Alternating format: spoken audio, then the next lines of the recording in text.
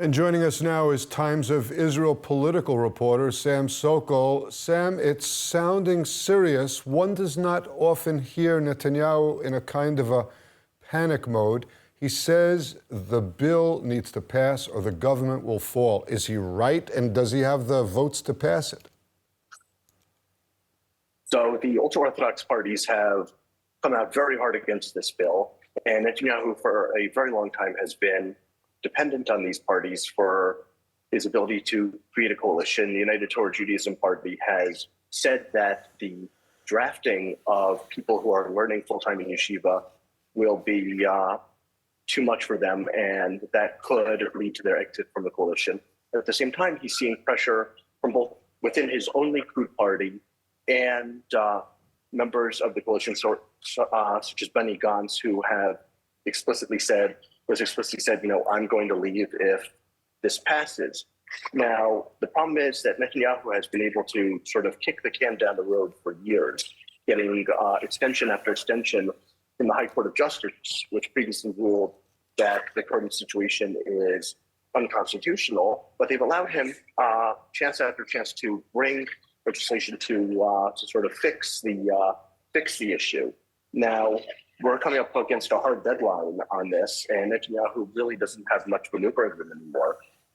A draft piece of legislation that he's going to present for approval in the cabinet tomorrow was withdrawn after the Attorney General said that she would be unable to legally defend it. It was legally indefensible, and Netanyahu has just now, this afternoon, presented a revised version of the legislation, which comes closer to much closer to what critics of the ultra-Orthodox exemption have been calling for, but it remains to be seen how it will be accepted within the cabinet. So far, we've seen Gantz coming out against it.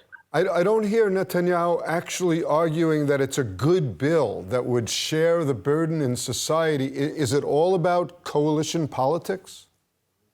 We need the soldiers. We need more soldiers. I think it is about coalition politics. Netanyahu has been, last decade, beholden to the ultra-Orthodox parties to stay in power. Without Shas and United Torah Judaism, he really is in a very bad state politically, and he's doing what he can to try to please both sides. He knows that the status quo can't remain, but he also has much less maneuvering room than he would wish. Netanyahu has stated in the past that he understands that the draft of the ultra-Orthodox is important, but he seems to be placing a higher priority on his political survival. But Sam, Netanyahu is the master politician in Israel. It seems like he's in a trap. His ultra-Orthodox coalition partners on one side, Gantz and members of the Likud on the other. What's his way out here? Well, he's trying to reconcile two irreconcilable positions, and that's really a problem for him.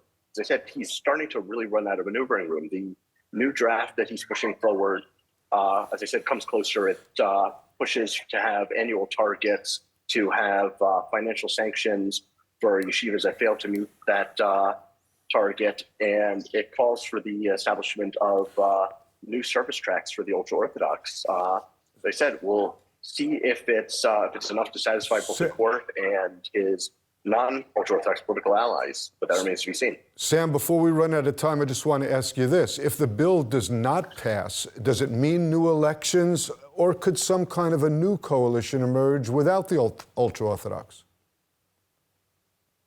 That remains to be seen. The truth of the matter is that the one thing that we can say with certainty about Israeli politics is that it's impossible to predict.